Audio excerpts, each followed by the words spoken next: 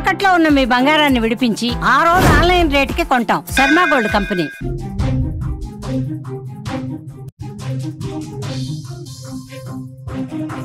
కుటుంబ విలువలు సమాధి అయ్యాయి. అక్రమ సంబంధాలు రాజ్యమేలుతున్నాయి. ఒకప్పుడు అనుమానపు మొగుడు భార్యల్ని వేధించుకు తినేవాడు. కథ మారుతోంది. బాయ్ ఫ్రెండ్ కోసం భార్యలు భర్తలకు మర్డర్ స్కెచ్లకు ఇస్తున్నారు. అది కూడా పెళ్లై నెల రోజులు కూడా గడవక ముందే భర్తను సుపారీ ఇచ్చి హత్య చేయించిన భార్య కథ వింటే ఇది నిజమనిపిస్తోంది. మేఘాలయలో హనీమూన్ హత్య కేసులో ఇదే జరిగింది. అఫీలో ఉన్న లవర్ కోసం కట్టుకున్న భర్తను కిరాయి హంతకులను పెట్టి హత్య చేయించింది సోనం. పెళ్లైన 11 రోజులకే భర్త ప్రాణాలు తీసింది. హత్యకు కారణం ఏంటని పోలీసులు ఆరా తీస్తే ఎంక్వైరీలో భయంకర నిజాలు వెలుగులోకి వస్తున్నాయి. నైట్ షిఫ్ట్ లో ఉద్యోగం చేసే సోనం ఆఫీస్లో తనకంటే 5 ఏళ్లు చిన్నవాడైన రాజ్ కుష్వాతో అక్రమ సంబంధం పెట్టుకుంది. ఏ విషయాన్ని కుటుంబ సభ్యుల దగ్గర దాచిపెట్టి రాజా రఘువంశీని పెళ్లి చేసుకుంది. పెళ్లిలో ఎంతో సంతోషంగా కనిపించిన సోనం భర్తను హనీమూన్ కు తీసుకెళ్లి హత్య చేయాలని డిసైడ్ అయింది. ఇందుకు లవర్ రాజ్ కుష్వా సాయం తీసుకుంది. మధ్యప్రదేశ్ నుంచే 3 కిరాయి హంతకులను మేఘాలయకు పిలిపించి వాళ్ళు స్టే చేసిన సుహ్రారీం దగ్గర అతని హత్యకు ప్లాన్ చేసినట్లుగా తెలుస్తోంది. మే 22న వీళ్ళు హనీమూన్ కు వెళ్తే మే 23నే రాజా రఘువంశీని హత్య చేసింది. హత్య సమయంలో సోనం కూడా అక్కడే ఉందని పోలీసులు ఇన్వెస్టిగేషన్ లో తెలుస్తోంది. ఇందుకే ఈ మర్డర్ స్కెచ్ ఎలా వేసింది అనే వివరాలు మా న్యూస్ ఎడిటర్ తిరుమల అందించే ప్రయత్నం చేస్తారు. తిరుమల, రఘువంశీ సోనం ఇష్యూ ఎంత పెద్ద సంచలనం సృష్టించిందో తెలుగు రాష్ట్రాల్లో మనం చూస్తూనే ఉన్నాం. అసలు ఏం జరిగింది, సీన్ టు సీన్ చెప్పే ప్రయత్నం చేయండి.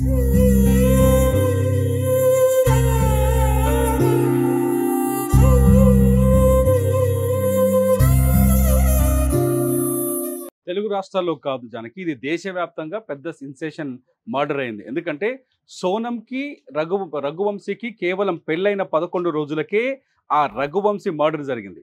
సోనమే ఈ హత్య చేసినట్టుగా స్పష్టంగా అర్థమవుతోంది. హత్య చేసిన సమయంలో అంటే మధ్యప్రదేశ్ నుంచి వీళ్ళు చాలా తెలివైన స్కెచ్ చేసింది. పెళ్లి చేసుకున్న తర్వాత 11 రోజు వీళ్ళు మేఘాలయలో సొహరరీం ఏరియాకి హనీమూన్ కోసం వెళ్ళారు. అది పూర్తిగా ఒక కొండ ప్రాంతం, ఇంటీరియర్ ఏరియా. ఆ కొండ ప్రాంతంలో గతంలో చాలాసార్లు అంటే ఇటువంటి జంటలు వెళ్ళి లేకపోతే హనీమూన్ కోసమనో లేకపోతే ఇంకో ఫ్యామిలీ కోసం ఫ్యామిలీతో పాటు వెళ్ళి లోయల్లో కాలు జారి పడిపోయో లేకపోతే ప్రమాదవశాత్తు చనిపోయో అక్కడ చాలామంది మరణాలు జరిగాయి, సంఘటనలు జరిగాయి. సేమ్ తన భర్తను కూడా అటువంటి సీన్లో ఇరికించాలనే ప్లాన్ వేసింది సోనం. సోనం తెలివితేటలను ఒక్కసారి ఇక్కడ మన ప్లాన్ చూసుకోవాలి. సోనం ఏం చేసింది, 22వ తేదీన సొహరీరం ఏరియాకి తన భర్తతో కలిసి వెళ్ళింది. 23వ తేదీన మధ్యప్రదేశ్ నుంచి తన ప్రియుడు రాజ్ కుష్వా సహాయంతో 3 సుపారీ కిల్లర్స్ని పిలిపించుకుంది.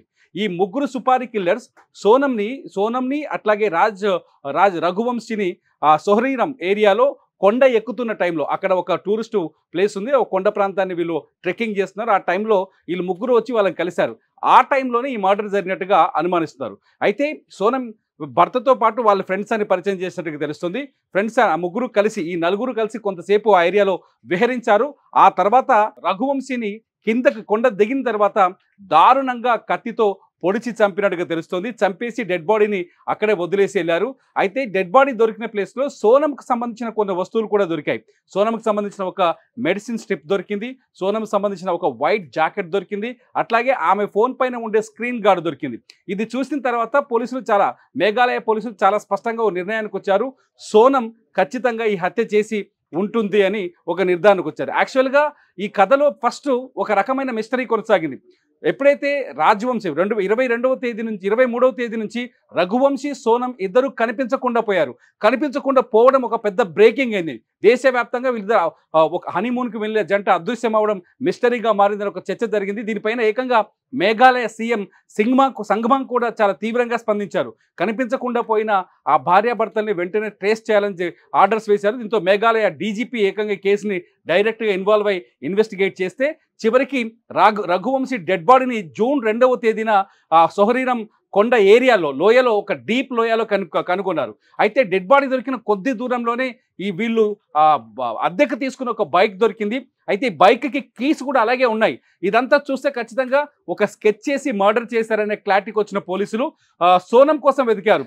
సోనంను కూడా ఎవరో గుర్తు తెలియని వ్యక్తులు చంపేసి ఉంటారని మొదట ఇన్వెస్టిగేట్ చేశారు. కానీ రఘువంశీ తమ్ముడు గోవింద్ అనే వ్యక్తి ఇక్కడ చాలా కీలకంగా పనిచేశారు. గోవింద్ ప్రభుత్వం పైన ఎప్పటికప్పుడు ఒత్తిడి తెచ్చాడు, పోలీసుల పైన ఒత్తిడి చేశాడు. అనుమానం సోనం పైనే ఉంది, సోనం చనిపోలేదు, సోనం ఖచ్చితంగా బతికే ఉంటుందనే కోణంలో ఆయన కూడా కొంత పోలీసులకు సమాచారం ఇచ్చారు. ఇచ్చిన తర్వాత పోలీసులు చేసిన ఒక చిన్న ఎంక్వైరీలో అంటే ఎక్కడైనా టూరిస్ట్ ప్లేస్లో గైడ్లు ఉంటారు, అక్కడ పడి అని ఒక గైడ్ కనిపించాడు. ఆయన పడా అని ఒక గైడు, ఆ గైడు పోలీసులకు ఒక కీలకమైన సమాచారం ఇచ్చారు. ఏమిటంటే 23వ తేదీన వీళ్ళు కొండ ప్రాంతంలోకి ట్రెక్కింగ్ చేస్తున్న సమయంలో ఈ కొత్తగా పెళ్ళైన ఈ జంట సోనం అండ్ రఘువంశీతో 3 మనుషుల్ని చూసాం. ఆ 3 మనుషులు ఎవరో తెలియదు. నేను వెళ్ళి వాళ్ళకి గైడ్గా సహకారం చేయడానికి అడిగితే వాళ్ళు చాలా తెలివిగా నన్ను వద్దన్నారు. వారి నుంచి ఇంకొక గైడ్ని తీసుకొని వెళ్ళిపోయారు. వాళ్ళు అప్పటి నుంచి నాకు గుర్తుకున్నారు. కిందకు వచ్చేసరికి అతని స్కూటర్ కనిపించింది నాకు అని పోలీసులకు సమాచారం ఇచ్చారు. ఎప్పుడైతే ఈ గైడ్ సమాచారం ఇచ్చాడో ఆ గైడ్ ఇచ్చిన సమాచారంతో పోలీసులు ఇది ఒక కుట్రపూరితమైన అంశంగా ఇన్వెస్టిగేషన్ చేస్తే అసలు విషయం బయటకు వచ్చింది. ఫస్ట్ డెడ్ బాడీ దొరికింది, ఆ తర్వాత సోనం దొరకలేదు. సోనం కోసం గాలి ఇచ్చారు. గాలిస్తున్న సమయంలోనే సోనం అక్కడి నుంచి తప్పించుకొని వచ్చి గజియాబాద్ వచ్చింది.